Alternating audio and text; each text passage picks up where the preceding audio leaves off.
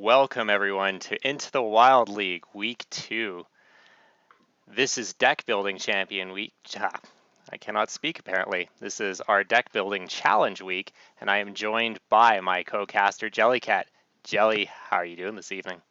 Hey, Blue. I could be doing a little better. I would like to blame our late start on Microsoft. So I'm sure all of you have experienced the wonders that is some of their technology. So with that out of the way, I am super excited to be watching Danny Donuts and GetMeowth, two of, I'd say, the most popular wild players on the North American scene right now, duking it out tonight. Yes, and they are also known for their creative deck building, both competitive and off-meta decks. And as this is a deck building challenge night, I'm really excited and curious to see what they will be bringing. I think that this is a challenge that is suited for these two players, and I think it's going to be a great battle.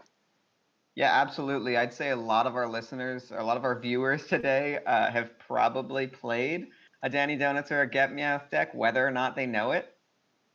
So I think we're probably in for a real treat here. So if you want to, pop over to that rules screen there, I'll talk a little bit about this league. So this is week 2 of the Into the Wild League. We're winding out the second do here. And the Into the Wild League is a standard best of 5 conquest format. So you bring 3 classes, no bans. The first player to win with all 3 classes is the winner.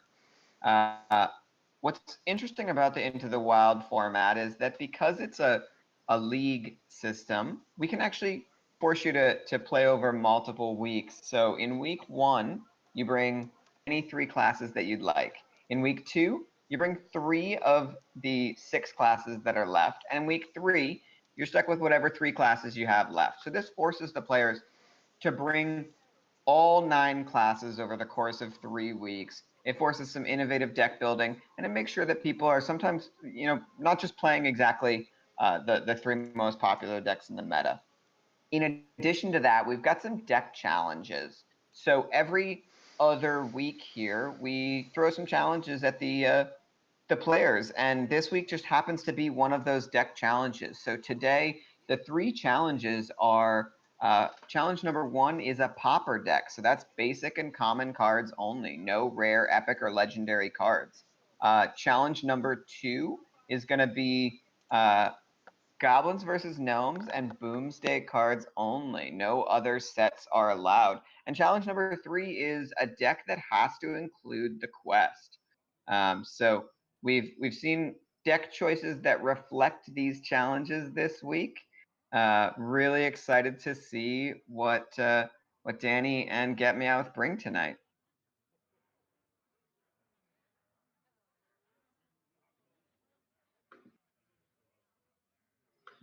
Do I still have you there, Blue? I can't hear you, so I'm not sure if you can hear me.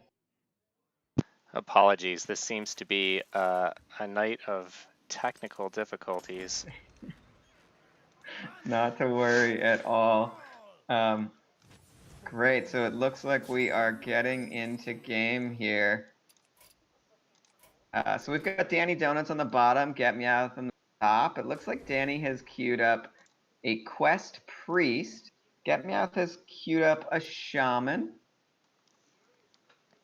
Looks like Quest Shaman as well. So we've got Quest versus Quest to start us off here.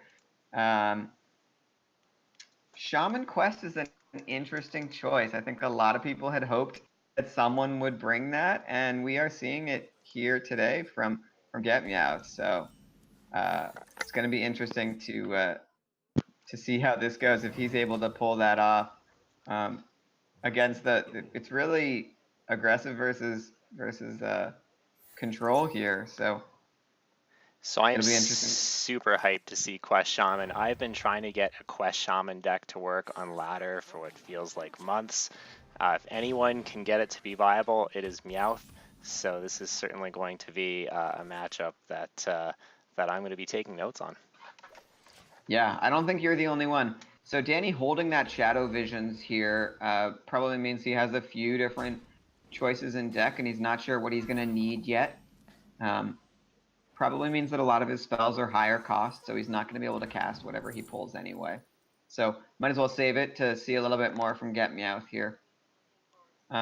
Pretty interesting choices from Danny here. He could pull the real tempo play of just grab that Twilight Whelp, play it right now. There it is. Yep, it's going to be buffed. I think he's choosing that play because he's got a pretty aggressive start from GetMeowth with that Primal Fin that he would not otherwise be able to kill. Now that Twilight Whelp gives him a way to kill that Primal Fin totem. I think what's really Yeah. interesting about GetMeowth's deck is that he's chose to play 1-drops. I've seen a lot of Quest Shaman decks forego the 1-drop because you play the quest on turn 1, so then you want to play a 2-drop immediately after. So I think that, having Sir Finley and other 1-drops goes for a little bit more of an aggressive line, and I like it. Yeah, now I wonder if GetMouth was with this deck trying to target some of the things that he expected his opponents to bring. So obviously you're probably expecting a lot of Quest Priest. It has historically been the most successful Quest deck. I think the Quest Rogue has made quite a splash as well. But I think a lot of people also saved Rogue for their Pauper deck. So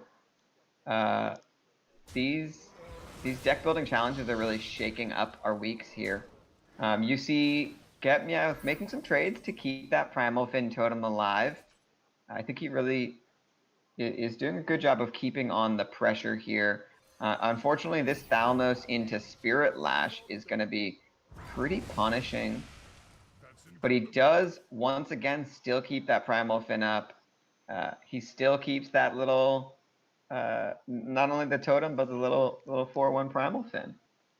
Yeah, it's also worth noting as well, the every fin is awesome coming down on turn 4 by the looks of it. Really aggressive, putting pressure on, and so this is a classic aggro versus control matchup, or at least it's appearing to be. So it'll be interesting to see what GetMeowth has to break through in the mid to late game.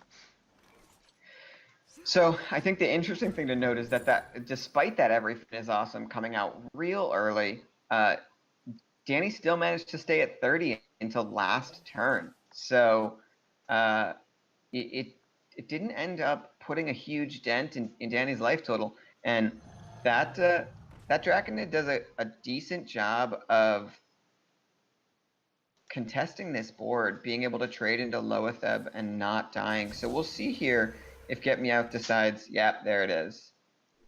Decides to grab that Poisonous and kill that Draconid. So with Danny at 13 here, GetMeowth is doing a great job not only of controlling the board, but also of putting pressure. And with lethal on board, all he's hoping for is that Danny didn't have what he just had. So this gives Danny a little bit of breathing room.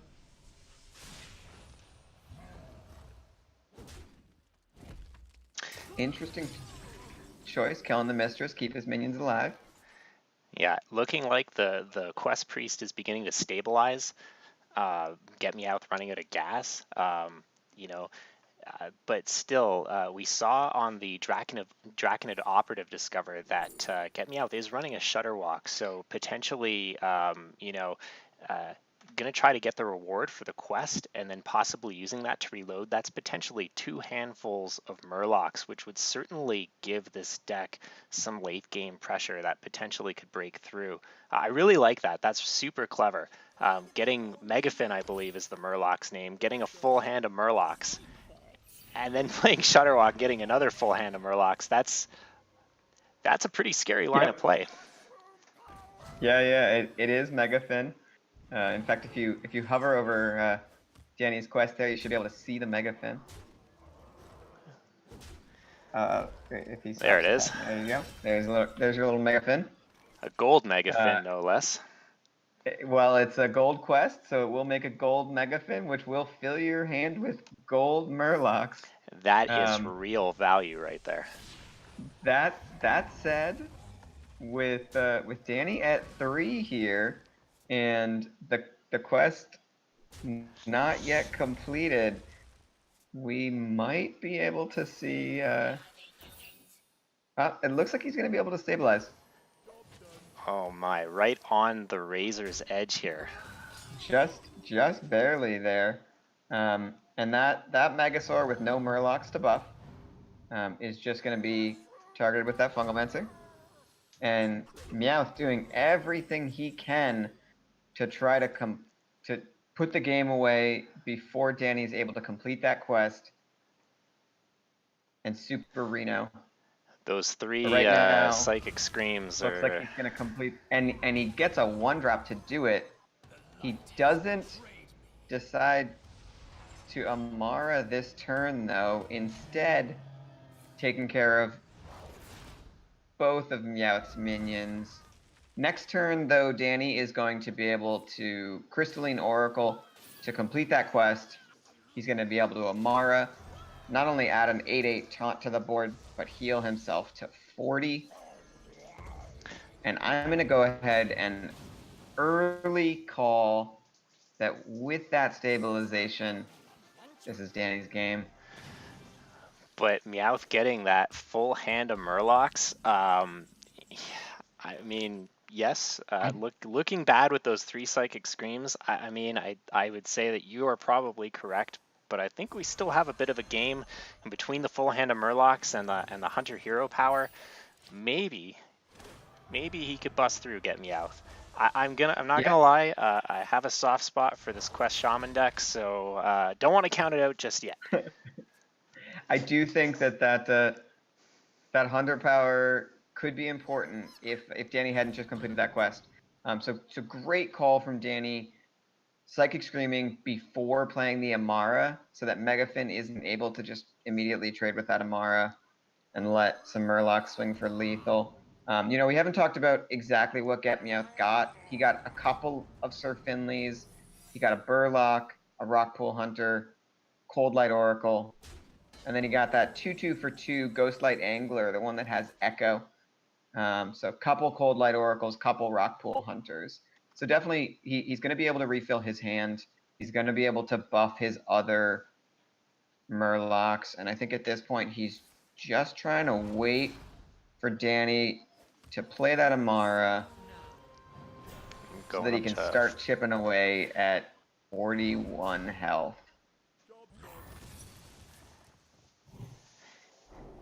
the unfortunate thing here is even with that insane reload from Megafin, Danny's still sitting on two psychic screams. So, we're gonna have to go through That is at definitely least true. two full boards before maybe some pressure could start coming to bear once again. But with that Giggling Inventor, with a couple of buffs from Rockpool Hunters, if Get-Meowth manages to draw a Shaman, not only refill his entire hand with Murlocs, make a couple more 1/2 taunts, Fungal Mancer twice, plus Rockpool a couple of times, he can make a pretty massive board with that Shudderwock. Um, Thinking we're so gonna have to see this board answered at this point. yeah, Danny definitely can't afford to leave this whole board here, so he decides to do. Looks like Danny is going with the aggressive beat you before you can beat me play. Choice. Something that he can afford to do with a high life total and Shadow Reaper Anduin. Yeah, with 36 life to 13, he's gone on the aggressive here. And it looks like Meowth is trying to protect his board.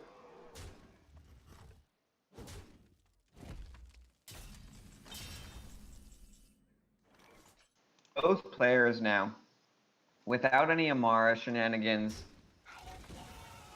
without any Megafin or Shudderwock shenanigans, begins. Both players at this point are just trying to get as much damage as they can.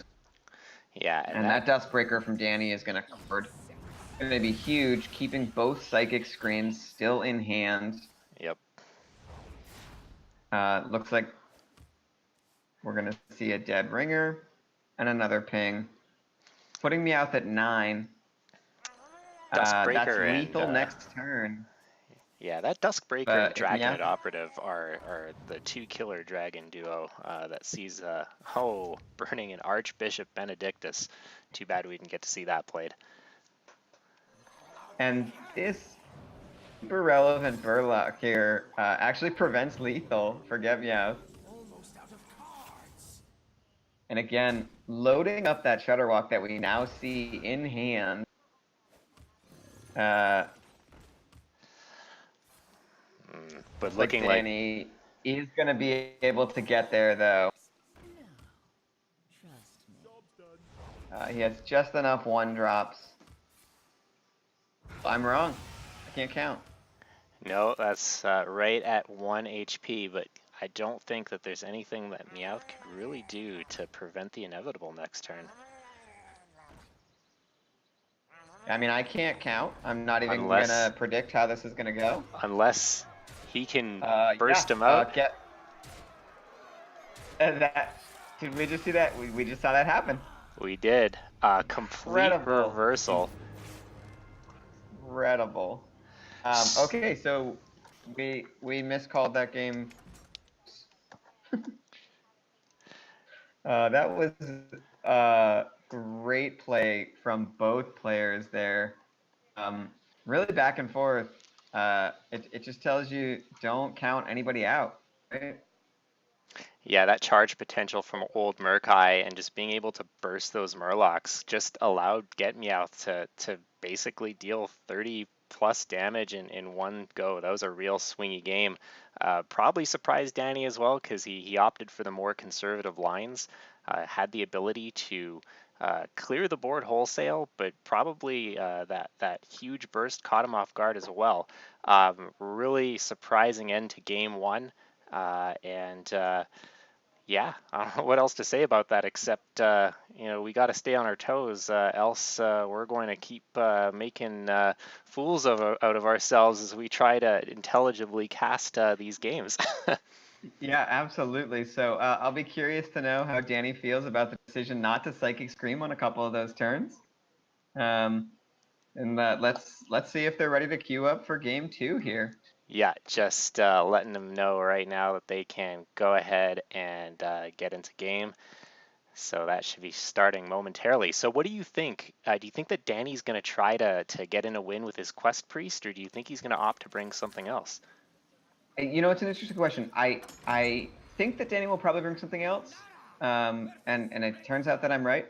Mostly, I think that because Danny and Meowth, the caliber of players that they are, I really think that they're here to show off some interesting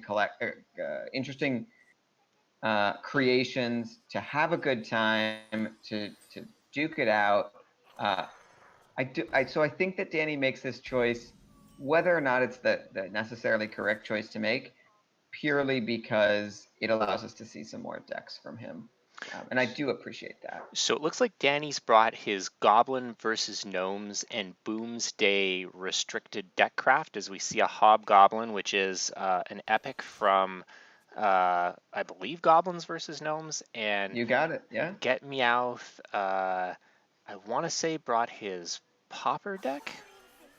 It looks Popper to me so far. So yeah, it looks like we're seeing Popper up against the GVG versus Boomsday. We're seeing a Hobgoblin Mech Druid from Danny versus a Popper Mech Hunter from GetMeowth. Pretty interesting combination here. It's going to be fairly standard, I think, is the wrong word, but it's going to be an aggro versus aggro matchup here for sure. So can the value from Hobgoblin stave off the burst potential from Hunter? This looks like a mech-ish type deck using some of those new mech cards that Hunter got in Boomsday Project, which have turned out to be a pretty big surprise for a lot of people. I think when doing initial set reviews, a lot of these mechs that Hunter got were kind of written off, and we're seeing a lot of play with them. Poisonous and Magnetic are both very good abilities, and we're seeing these mech hunter decks all over ladder.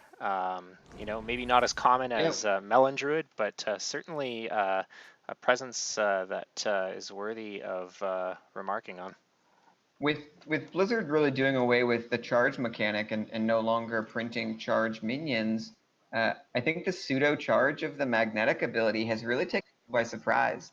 That 5/5 war gear there essentially has charge if you have a mech on the table, and the ability to add damage to the board without your opponent suspecting it is key in aggressive matchups. So uh, definitely this mech hunter has done very well. I think it's probably the mech deck that we've seen the most of so far, and I think that probably has a little bit to do with the existing aggressive tools out of Hunter. So we're seeing the first Hobgoblin activation here on that upgradable frame bot. Incredible target for the Hobgoblin, making him a 3/7. And GetMeowth fires right back, making his little Dire Maul poisonous. He's going to take out that 3/7 frame bot. No magnetic for you, Danny, he says.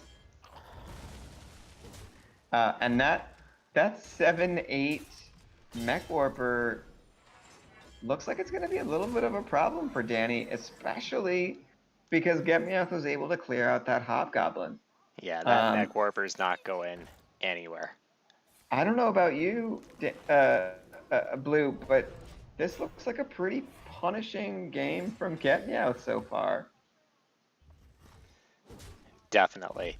I think that when we think about Hunter, it truly is the quote beginners class. I remember, I think it was about a year ago, Raffle, one of Wild's premier streamers, made an account, a free-to-play account, and took basically a new free-to-play account up to, I don't remember if it was Legend, it was pretty close to it, basically with a Hunter deck.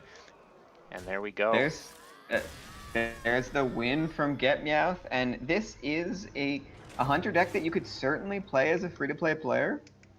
There's not a rare, epic, or legendary in the entire deck, and so certainly something that anyone could craft. Absolutely something you could craft if you want to start a new account on another server.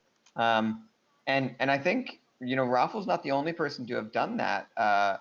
Disguised Toast, pretty popular standard streamer, I think also did the same thing, also with Hunter, making it all the way to Legend. I know he got to rank 5, sat there for quite some time, but he ended up finishing out the series, taking that free-to-play Hunter all the way to Legend. So definitely one of the great class choices if you are a free-to-play player, especially if you're just starting out. We saw it from Get Me Out there. So again, we're not allowed to have favorites here, but I'm hoping that Danny can get in a win or two because I really want to see all of these decks play out. So what do you think? Do you think Danny's gonna go on the line that you suggested earlier and bring his third deck, or do you You know, believe he'll queue a little bit more strategically now that this is game point? yeah, it's an interesting choice. So Danny knows not only the class that Get Me Out is playing, but he also knows that Get Me Out is bringing a basic classic GVG Boomsday deck. We know that he's bringing a Paladin GVG Boomsday deck. Without knowing what's in the list, it's pretty clear that he's going to be bringing a mech list. So Danny has got his Warlock left, and I want to say he's going to switch it up. But to be perfectly honest, if his Warlock is not a control Warlock, I think he's going to go back to that Priest list, which he'll probably feel has more game against the Paladin. So I think it really comes down to what Danny's last list is. If it's a Zoo type list, uh, which is what I would expect out of a Pauper list, I think we'll see him stick to the Priest. And it turns out that, he sticks to the original line there and he queues up that Warlock. So kudos to Danny for this, saying, look, if you're going to beat me 3-0, I'm at least going to show all three of my decks. So we see the Pauper Warlock Zoo out of Danny Donuts right off the bat. Cult Master is so good in Pauper deck construction. But unfortunately, he's up against a list that can bring things like Sneed's Shredder. Uh, so it'll be very interesting to see if this Pauper deck can overcome this slightly restricted Mech Paladin. This looks a lot like the first Hearthstone deck I ever built. When I made my account, I dusted every last card to make a Warlock Zoo deck.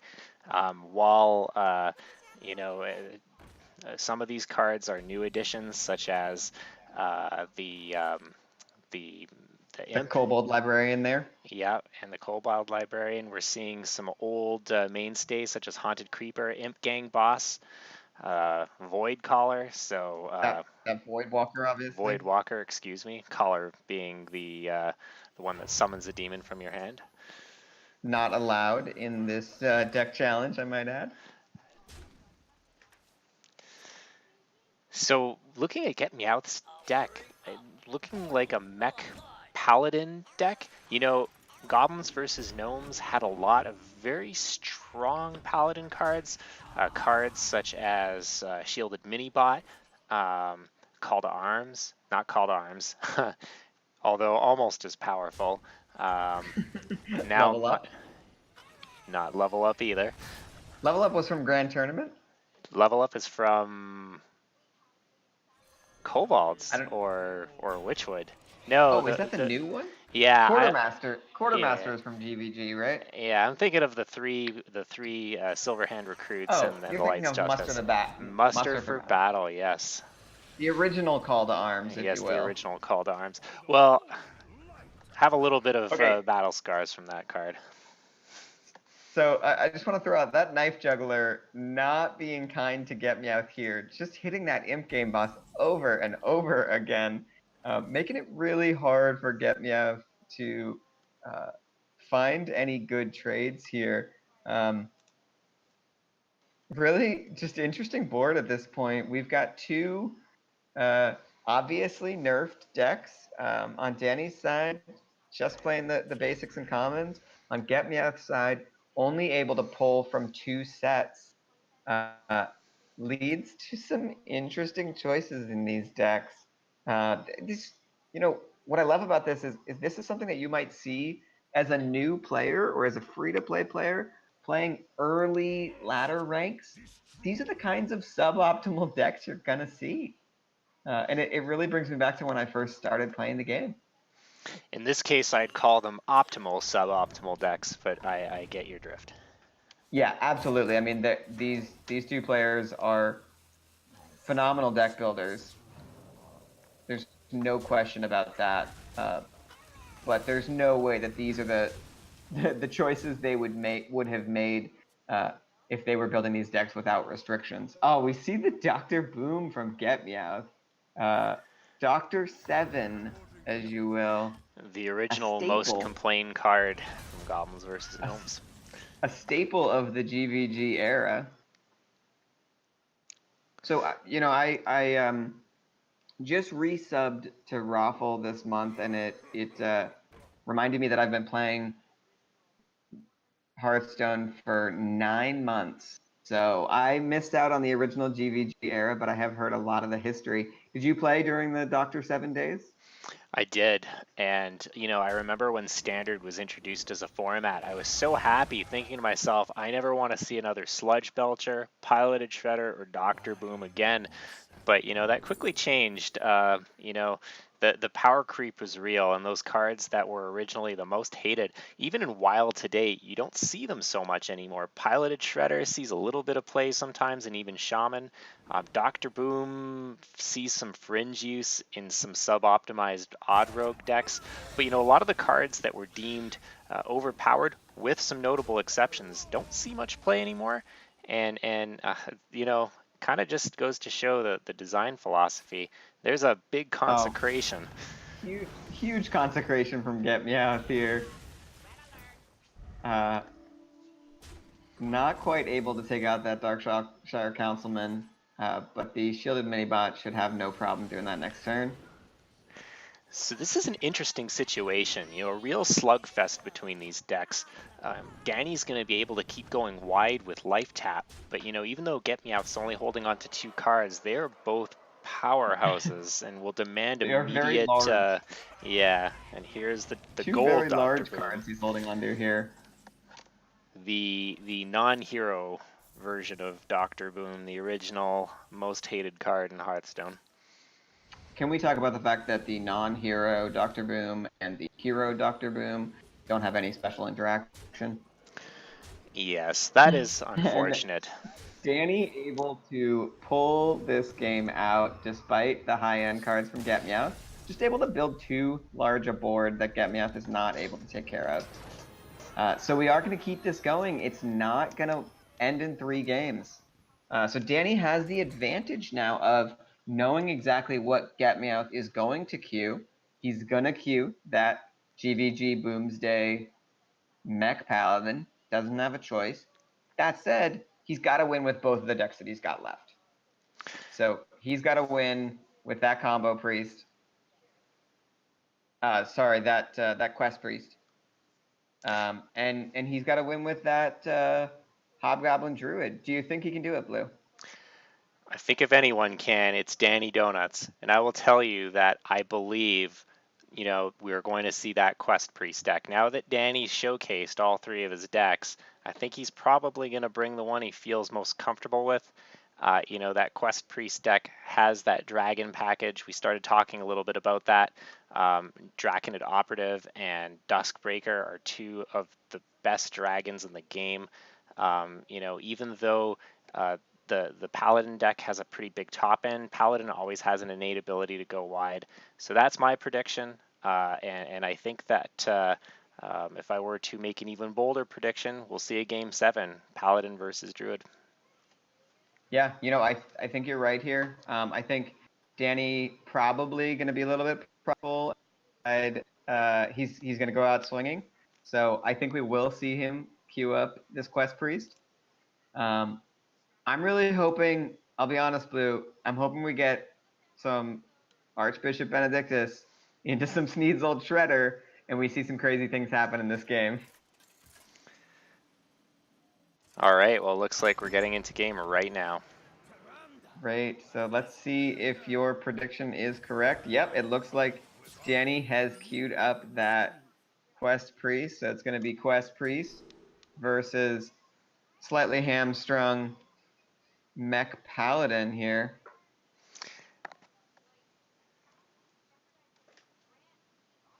Now, This is a common spectator issue where it doesn't show the mulligan correct. We've seen this happen a few times. I feel like tonight is every single technical issue on display. There we go. The client usually comes to. So hopefully Blizzard will deliver on that much anticipated tournament modes so that we don't have these kind of glitchy artifacts as we get into game.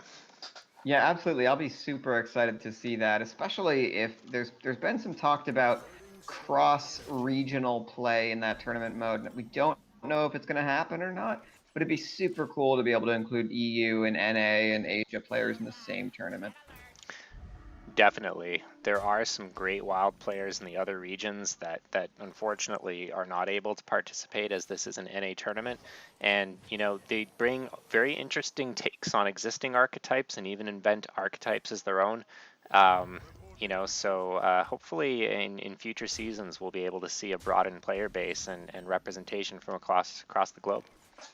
Absolutely. We've got some incredibly well-known wild players in other regions. Some folks who are responsible for really pioneering a lot of the decks that either have seen popularity or remain popular today. And it'd be really great if that tournament mode allows us to see those players play against each other. So not talking too much about what's going on here in the game, but GetMeowth getting off to a super quick start, able to take advantage, like I said, of that that magnetic mechanic. Making a pretty massive Glowtron there. Interesting choice to put it there over the shielded Minibot. I think he decided a big butt was better than some Divine Shield. Getting the Giggling Inventor out, so we need to see a full board clear from Danny here. And we will. And there it is. So Duskbreaker. using the Spirit Lash to take care of the Divine Shield and the Duskbreaker to mop up after the fact.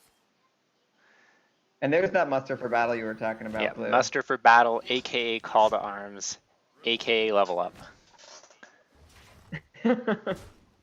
So, how prevalent was Paladin with muster for battle during the GVG standard era? So that was the golden age of Secret Paladin, and it ran Knife Juggler, Muster for Battle, Mysterious Challenger, Doctor Boom.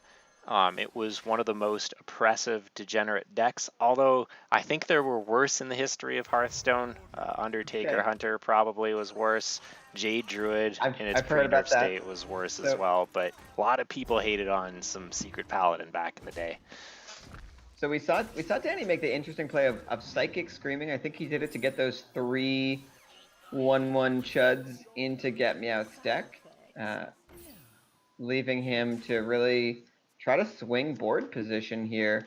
GetMeowth with the double Annoyatron, probably pretty sad that he can't play Fungal Mancer in this list, because that'd be a pretty optimal target for it. We do see that Quartermaster come out.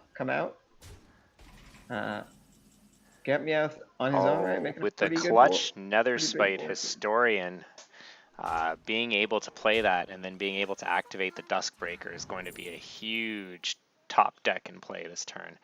Some pretty suboptimal choices for dragons. I'm hoping to see Nozdormu, snap pick Nozdormu, but weighing his options, probably, taking the... I think Deathwing the correct choice there, both because it's a massive body, but also I think because it has a potentially relevant Death Rattle. Although, considering the number of dragons we've seen from Danny, I don't actually know if there's anything left in his deck. We probably have one more Netherspite that could pull a big Malagos to be summoned with that Deathwing. That's probably all we can see. 12/12 is no slouch either, however. Yeah, GetMeowth with the double equality in hand, ready to take care of whatever Danny pulled with that Netherspite. Probably saving it for something big. Absolutely, but not a whole lot else going on, and with the Psychic Scream, the potential for some pretty bad top decks as well. I think this is the kind of position that Danny really wants to be in, slowing the game down, turning it into a top deck war. This is what the Quest Priest wants to see, although, speaking of top decks... a single card to hope to swing the board back in GetMeowth's favor here. Probably not what Danny was hoping to see. That said, he's got a couple of options here to contest board on his own. He is still 3 cards away from completing that quest, which the way this game has been going, it's pretty easy to forget that this is still a Quest Priest. That puts him 2 cards away. Sorry, one Death Rattle away from completing that quest. So GetMeowth here, probably just trying to establish enough board that he can force Danny to complete the quest and play the Amara, because it is incredibly unlikely that he'll be able to get Danny down from 30 before he can complete that quest and play the Amara. Another good reason for taking Deathwing Dragonlord, it's a Death Rattle minion, so if he has an Azoth or, well, there's Twilight's Call. Or a Twilight's Call. Yeah, and a piloted Shredder, so lots of options here. Absolutely, so Danny has that quest completed anytime he feels like it. Pick Duskbreaker off of that Netherspite Historian. What a card to discover. That might be the fastest discover resolution I've ever seen. telling GetMeowth, you better watch out. I have another Duskbreaker in my hand. Very, very few dragons he could have snap picked that quickly. So GetMeowth probably has a pretty good idea that he is in for something not fun here. Danny once again going back to 30 and pulling another mistress. And another Uh, AoE. This is looking like a you oh, know, opting for the Archbishop Benedictus play. Thinking Danny is going for some extended BM here right now. and I think that's actually the correct play at this point, considering that there's an old Shredder now in Danny's deck as well. I'm pretty excited to see what happens here. Yeah, Uh, maybe I've not I've an made this extended BM. mistake. I've made this mistake previously, but I will go out on a limb here and say, based on Get Meowth's hand and based on Danny's hand, even with the oppressive board that Get Meowth currently has, Oh uh, dear. Being oh, able you've got to, to Psychic Scream that, right? yeah, three effectively dead cards, and frankly, even at this stage of the game, the Knife Juggler has kind of run its course. Not That's exactly a high value top deck either. that's Um, pretty much 4 dead cards at this point. I think Danny waits it out, deciding let's let him put a couple more dead cards on board before we Psychic Scream. Yeah, with the Amara in hand, he does have some comfort. Although he should remember game one where he thought he had a comfortable cushion as well, And and that lived to regret it. But looks like Danny's patience pays off here as he draws a silver hand recruit that he could then scream into Get Me Out stack. and I really hope we see that. Oh, he decides to keep the silver hand on board to Interesting. contest Get Meowth's own hero power. Okay, that's probably a good line. I would not have thought of it, but certainly with the Mecharoo out, that's probably feeling pretty good about that choice.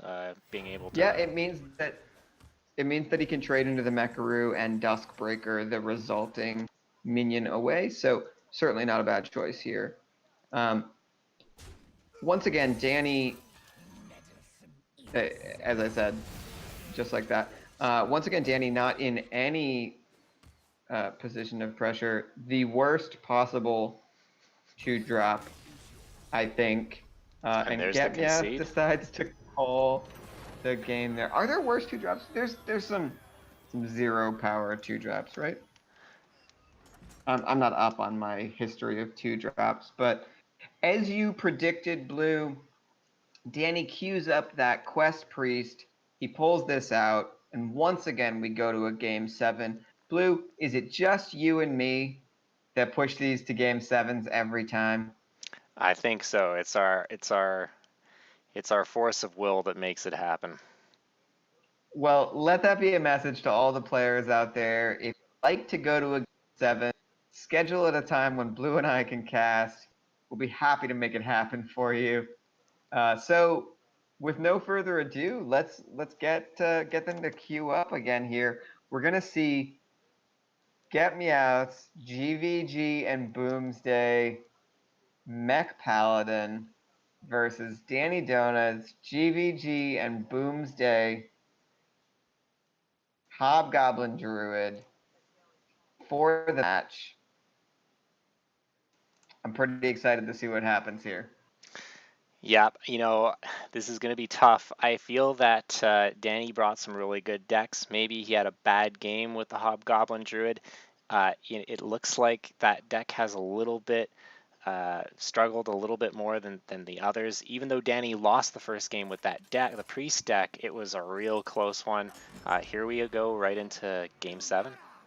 Yeah, absolutely. So we didn't see a whole lot from that Druid deck, but I am excited for the possibility of Hobgoblin into upgradable frame bot into maybe a little bit of buff it up or throw some magnetic on it. I'm excited for the possibility of maybe a crazed alchemist to hit after that Hobgoblin frame bot. There's a lot that could go on in this Druid deck. That said, Getmeowth has probably the better top end with that Dr. Boom and that old Shredder Hmm. Um, it's likely that that he has the better end game, so I think that Danny has to try to put this away quickly. Absolutely. Token Druid, a deck that dominated Wild for quite some time, right up until the time Spreading Plague was printed, and not seen so much anymore. When people think about Wild Druid these days, we think about irritating combo decks or green men, but Token Druid was a powerhouse for a long time, and I feel like this deck is a callback to its glory days with the Hobgoblin and the Jeeves. Yeah, Aggro Druid with Jeeves was one of the first decks that I saw a lot of success with in Wild. So certainly not surprised that Danny decided to bring this deck. We're seeing you see a lot of Crazed Alchemist in that deck. Certainly you see it more now with cards like the Crypt Lord that can grow a really big butt and then flip. But with the upgradable frame bot, really great choice as well. Good call from Danny here. Not only activating that Hobgoblin for a 0 mana 3/3, but also buffing up that Annoytron, making it harder for GetMeowth to get through. GetMeowth decides it's time for the early equality. He Yeah. does have a Consecrate in hand to be able to take care of Danny's board next turn. But Danny pulls potentially the clutch Mark of the Wild to keep his Hobgoblin alive. Yeah, Is definitely he? the minion that he'd want to save out of these three. That Probably thinking of said, his line of play right now. This turn is he may probably not critical. he may not be expecting the Consecrate, so he may decide to mark the Lumi here, Hmm. thinking that that will protect the Hobgoblin. But he does make what I think is the correct choice in this situation, keeping Yeah, the Hobgoblin alive. going for the Trades the less Mech greedy play. Warper. Yeah, I think that the right play there, with no more mechs in hand, he trades that Mech Warper, and with that change in the board, GetMeowth decides that Giggling is better than the Consecrate here. The Consecration would not kill the Hobgoblin, and I think GetMeowth wants to make sure that he can get rid of that Hobgoblin as quickly as possible because it's just going to keep doing things like this and making that 1 mana 3/3 Death Rattle and that 3/6 Jeeves there. The only Danny's going to thing, get one card off this Jeeves. yeah, 3/6 Jeeves, pretty scary. Not going to be easily cleared. So like I said, GetMeowth takes care of that Hobgoblin, also makes a 6/7 Annoytron. Uh, Interesting swings back and forth here. We're seeing a lot of play on the board, not a lot of play at life totals just yet. 29 to 23, both players are in a relatively safe space. Uh, Once again, Danny with an arguably pretty tough turn here. Not a lot he can really do to get rid of that Annoyatron with his current hand.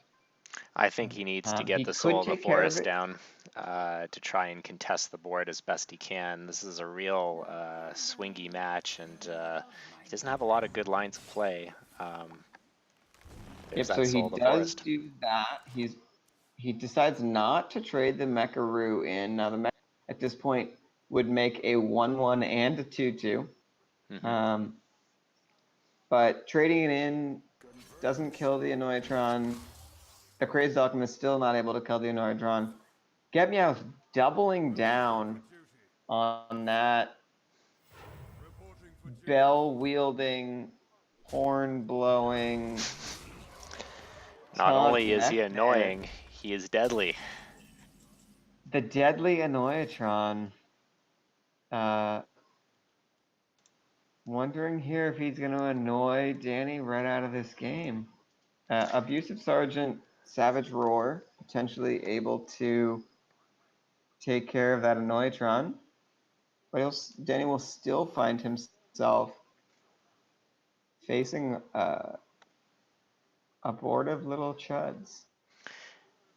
Yeah, this is a tough spot to be in. I think that Danny wants to be in the position where he's wide against his opponent to use that Savage Roar, but unfortunately, those magnetic mechs traded so efficiently, and he was able to keep building the Annoyatron and protecting his board that uh, Meowth was able to seize the board and showing the resilience of mechs and the new mechanic of magnetic.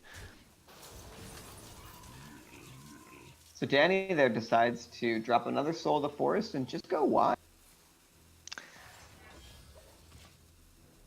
What he doesn't know is that GetMeowth has that Consecration in hand Yeah, which to is gonna really punish his board potentially state. take care of this entire board right here, and that is what he's going to do. Going face and dropping Danny precariously low. GetMeowth now has lethal on board. I'm not sure how Danny can come Danny back from this. not going to be able to pull it out. Decides to suicide himself onto the Annoyatron. Getting saving a little bit of face in that match, I would say. So able to get it to a game 7, not able to pull it out. GetMeowth shows that his GVG Boomsday Mech Paladin is the superior deck to Danny's GVG Boomsday Hobgoblin Druid. Yep, and also proving that Quest Shaman is greater than Quest Priest. I believe that did happen. Yeah. So we're seeing some interesting deck choices all around. Really great match. Love to see it go to 7 games. Obviously, once again, let's see if we can get Meowth and Danny on the line to talk a little bit about that match we just saw. Yep, I'm just messaging them right now. Hopefully we can get them Perfect. both on. I'd love to pick both of their brains about some of their choices and lines of play. Yeah, absolutely. Let's see if they're up for a call right now. All right, we've got It a. is probably getting a little bit late for both of them. So They did accept. So stand by. I'm going to drop this call and start a new one. brilliant.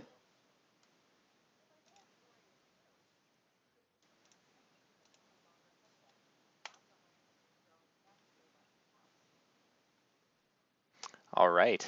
So I believe I am on the line with Danny, Jelly, and GetMeowth. Are y'all here, guys? Yep. Hey, how's it going? Hey guys, how's it going? Man, that was a fun one.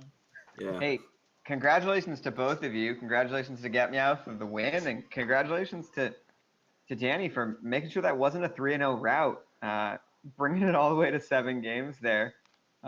Thanks. I'm sorry, to 5 games there. We've said 7 so many times. Bring it all the way to 5 games there. Thanks so much for that great match. And Yeah, it was a lot of fun. A lot of fun. Yeah. thank you for being patient while we struggled through some technical difficulties this evening. I think Jelly and I were a little bit distracted throughout the evening, so thank you for waiting to start your games, and thank you to the chat for being patient with us as well. We'll endeavor to be better prepared for next time. Yeah, So, and speaking to the viewers in chat still, if you have any questions, feel free to throw them out right now. We'll be happy to ask Danny and GetMeowth. But Blue, kick it off with your questions. So really excited to see Quest Shaman from you, GetMeowth. I've been trying to get one to work for what feels like months, and I can tell you that I'm going to be taking your list to ladder as soon as we're done with this interview. One of the things that I struggled with Quest Shaman was whether to include one drops or not, and I saw that you did include a few one drops in there. Um, were you trying to go for a more aggressive line, or did it just feel more natural to include those key one-drop Murlocs? I mean, the way that I build it, if you fall behind, you know, you never really have a chance when you fall behind on board.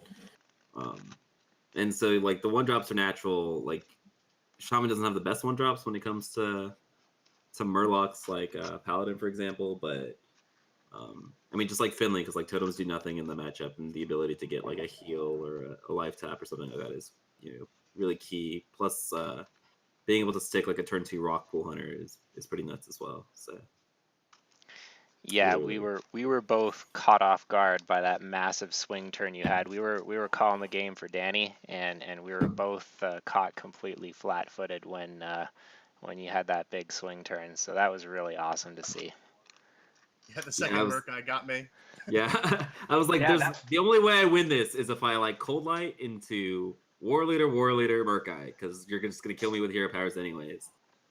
And lo and behold, therefore, that's what I drew. So that was the most ridiculous cold light. That was a match that Blue and I went back and forth. We said it's going to be hard for Danny to contest this early start, and then we said, hey, it looks like Danny is stabilizing. It's going to be hard for GetMeowth to get through this board now, and then it's going to be pretty difficult for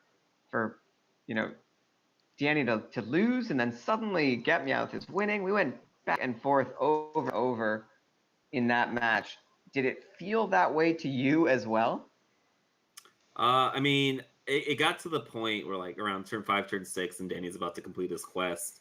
I'm like, I don't have any Murlocs in hand. I'm never gonna like complete this quest in time. I have to kill him before he, gets the Amara. So I was making suboptimal plays. Like I wasn't going for the value or anything like that because I was just trying to recover from Dustbreaker, because Dustbreaker and Dragonfire Potion are really good cards. And so I honestly got lucky. Like once he stabilized, there's no way I should have won. I'm not sure what was in his hand, if he could like play around it or whatnot, but I got really lucky. I should have played around it. I had like 2 Psychic Screams, and I was playing way too greedy on that. Okay. Yeah, there was one turn there, Danny, where instead of trading board or potentially Psychic Screaming, you went face, and we really asked the question: is Danny getting a little too greedy here? So speaking. So on that turn, I don't think I was. I think that Okay. I play a lot of Dragon Priest, and I just added the quest in for this tournament. But essentially, when you turn the corner and you become Anduin, you need to start generating damage from all the stuff in your hand. And having a Psychic Scream, Okay. I think I cleared the turn after, right? Yeah.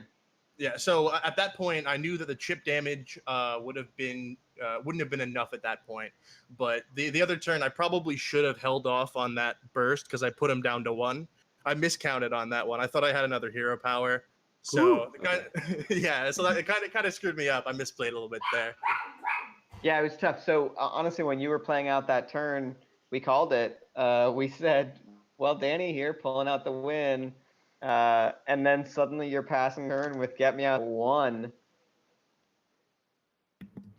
So question from a viewer here real quick. Memnarch asked the question, if there's anything you could change about the decks you brought now after this match, what would you change? So let's start with those quest decks. Is there anything that either of you would change about those quest decks? Or are you happy with the list you brought? So my Quest Shaman, I've actually had a lot of success with that deck on ladder. And I'm really happy with that because that's a deck I played even before like the restrictions were announced. And so the moment there was a quest, I was like, I'm bringing the Quest Shaman. So I think that deck's really, really good, and I really, really enjoy it. So Nice. Are you getting a lot of friend requests after the deck? I find the more that I play decks like that, the more that people friend me afterwards. yeah, I mean, but they're not very kind for the most part. Oh, Really? that is a That's Yeah, too because they're bad. like, that is a bummer. I have they hit actually you with a yet to have counter that. queue because they're sad that they lost to Quest Shaman, so they pull out the big priest and the Kingsbane Rogue, and feels kind of Okay. So if you're playing on ladder and you decide to counter queue, what do you counter queue Quest Shaman with? Arena Lock, Big Priest, Kingsbane Rogue are generally going to be really, really strong. Just Okay. decks that can deal with the wide board and then go back up. The deck got a little bit better because you're able to run like the Shutterwalk and Fungalmancer kind of thing that was discovered in Standard. Yeah, I saw the Shutterwalk off of my Draconid Operative, and I'm like, oh boy. Yeah, it's really sick. Like, I think it's Ike, right? He's like running that style of mid-range shaman in Standard, and it just works beautifully, right? Because you get like all the Murlocs have like most of the Murlocs have battle cries, and I'm running Jades, and I'm running Lothebs, and then you get the Mega Fin battle cry as well. You're also running Giggling Inventor. Yeah, Giggling Inventor and Fungalmancer works beautifully. It's awesome. You get Really a full board and a full hand. I was really awesome. Really hoping to see that Shudderwock drop a Giggling Inventor, a couple Fungalmancers, a couple of Rockpool Hunters to hit your Murlocs, but it didn't happen. So Danny, is there anything you changed about that quest deck you brought, other than taking the quest out? Yeah, I would rather have played just pure Dragon Priest, but I realized that when you're playing a bunch of Pauper and then like limited formats, you really can't play anything that's too control-y. So having something that can just continuously clear the board turn after turn is really good. So running that Dragon package is really, really strong. So we got another viewer question here. Rail 2 is that Meowth, why didn't you bring your infamous Beast Priest? I brought Egg Priest to week 1, and so I'm technically not allowed to. So I'm sorry, Rail. Sorry. There you go, Rail. He wasn't allowed to bring it because he brought Egg Priest in week 1. So if you check out the Into the Wild YouTube channel, I'll throw the link in chat here. You'll be able to go back and watch GetMeowth's week 1 where he brought that Egg Priest.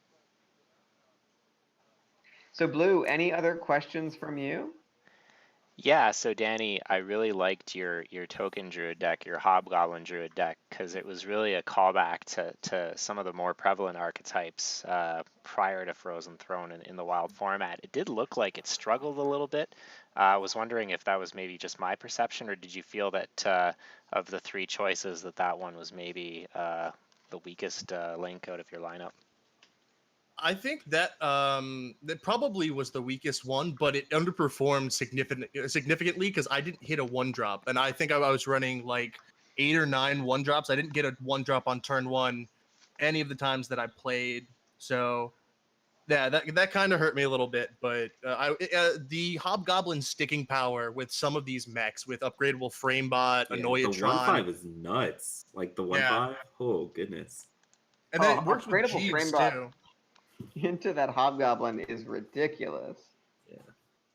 Especially if you then Crazed Alchemist, just swing for massive amounts. Yeah, like I didn't even realize Hobgoblin was GVG. Like you dropped that, I was like, oh, I see what he's doing here. I like it. Hey, that's what Hobgoblin says when you play him. He says, "Goblins and gnomes." So Is that what he says? I learned something Yeah, here that's what he tonight. says.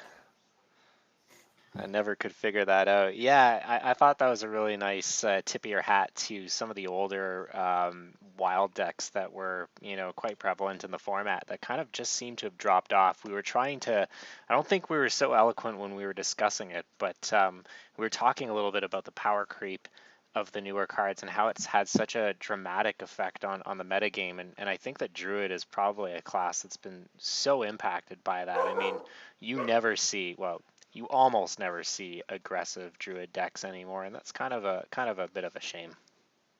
Yeah, mostly because of Defile. That's the main reason why you don't see it, because you get destroyed by Warlock. Yeah, It used to be really, Defile. yeah, it used to be really favored against those decks. Like you would be able to beat Pirate Warrior, you'd be able to beat Aggro Shaman sometimes, and then if you were playing against Reno Lock, you'd be able to kill them because their only clears would be able to damage themselves with like Hellfire. Yeah, even as late as about 7 or 8 months ago, I was still playing Aggro Druid on ladder and cleaning up. And a lot of similar cards in the list. I mean, certainly Jeeves was in there. Even the Crazed Alchemist, when Crypt Lord was released, is that the right card I'm talking about? Yeah. The 3-mana dude that gets his health buff. Yeah, I was you playing buff him a whole bunch. Crazed Alchemist has so many utilities in case Meowth, because I knew Meowth wouldn't bring just the standard aggro list. So I thought he might have a control list in his quest deck and have a Doomsayer. So Crazed Alchemist is the counter directly to that. So a little bit of tech there that didn't get to hit its mark, but that's what it was there for. Certainly in your list with the big butts you've got on both the Framebot and the Jeeves, you can also find a couple of interesting targets for Crazed Alchemist just to get in more damage, right? Yeah, surprise lethal stuff. You gotta love that. Yeah, absolutely. So one last question before I let you fine gentlemen go. Second week, a little bit of a restricted deck format. First week was basically open deck format. What are your preferences? Do you like the more restrictive format that encourages creative deck building, or do you prefer more of a standard type of, bring the best that you can with the cards you've got? I mean, I personally play Wild for the deck building aspect. That's why I enjoy the format so much. Like just being able to build, decks with all the cards is like something I enjoy doing and finding those like hidden synergies. And so when you get these like deck limitation like formats, I love them because it's like, it's like Christmas, right? Like you get a whole new set of cards essentially, right? That you have to find, the best synergies within, which I really enjoy. So like, give me limited deck formats all the time. I'm down. Yeah, I'm gonna agree with that too. One of the things about limited formats that I really like is that just due to the constrained amount of cards, you can pretty much guess what the best or your opponent's gonna bring if you like know their classes and such. So you can go around and build your decks to beat that specifically. So adding in tech cards, like knowledge of synergies, is really strong. So if you're a good deck builder, I mean, I like to pride myself on my deck building, but you can really take advantage of that. Yeah, I mean, I'm not gonna lie. When I saw the schedule go up, knowing the week that it was, I got my name on your match as early as possible because I knew that you guys would bring some really cool decks, and if I do say so myself, you both did not disappoint. Really interesting decks, really great games. Happy to see it go to Game 5, not Game 7. Cough. Um, real great. So. Yeah, so Uh, just before we go, can you just let us know what you guys have left to play next week? The classes that we bring in? Ooh. Sorry to put you on the spot here. Okay, I've got Mage, Warrior, and Rogue, I believe, are my Okay. three. I think I have Mage, Hunter, and I think I have Rogue as well. Okay. So be sure to turn in next week right here for those classes from Danny and Meowth. and And Blue, before we've got one game tomorrow, right? Yes, we do. Possibly two. So I think the schedule's still being finalized. I do believe there will be at least one, possibly two games tomorrow. So stay tuned to Twitter. Before we wrap up, Danny and Get Me Out, you guys have a lot of different projects going on in the community.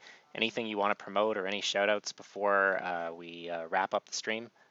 Danny, maybe we'll start with you.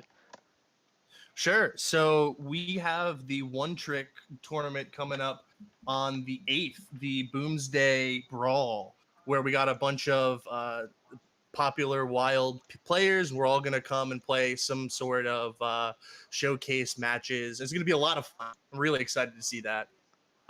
Yeah. That's awesome. And there's also a Twitter account for One Trick as well. So if you're not following that, go on to Twitter and search for Team One Trick and give them a follow. And Get Me Out, what have you got going on that you want to promote? So first off, I'm running 8 weekly tournaments, starting this weekend for both NA and EU. So these will be tournaments. Saturdays are EU, Sundays are NA. For the next 8 weeks, placing in these tournaments give you points with prize pool. Thanks to my stream community, donations and all that kind of stuff contributing to that. So almost $100 in prize money for each region there. So if you guys are interested in competing in Wild or just getting your feet wet in Wild, definitely check that out.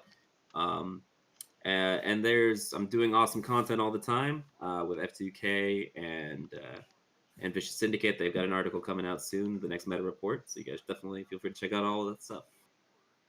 Excellent. And the tempo, I do want to jump in, sorry, but we have the Tempo Storm meta report coming out. And I'm also making some great wild videos for the Tempo Storm YouTube channel. They're actually getting a lot of traction now. I'm pretty excited. Yeah, definitely a shout out to those. Really enjoyed them. Thanks so much to both of you for taking part in both of those meta reports. Really great to see folks talking about the Wild meta in general. Much to the benefit of folks like myself who definitely can use every leg up and advantage they can get when trying to claw their way up to Legends. So very much appreciated. Jelly, just to go back to your question earlier, so tomorrow at 1 p.m. Pacific or 4 p.m. Eastern, we have Chai versus Eon. That's going to be a great match. And time still to be determined. We have Jonah Raw versus Mr. Dollsteak. If I were a betting man, I'd say that probably will broadcast after Chai and Eon's match. Time still being sussed out, so stay tuned there. But two great matches on the books for tomorrow. So if you enjoyed tonight, definitely tune in tomorrow for some more Wild League action. Yeah, so jam that follow button here on Twitch. Make sure you've got notifications turned on so that you're ready when those matches go wild. Just real quick, one last word. Wanted to mention that GetMeowth's tournaments that are coming up, NA is actually on Saturdays and EU is on Sundays. So I don't even know my own tournaments. not to worry at all. So once again, thank you so much to both of you. Really excited to watch the rest of this league. Thanks to Blue. Had a great time tonight. All right, guys. Well, we'll end it there. Thank you so much, and have a great night. Thanks for having us. Bye-bye.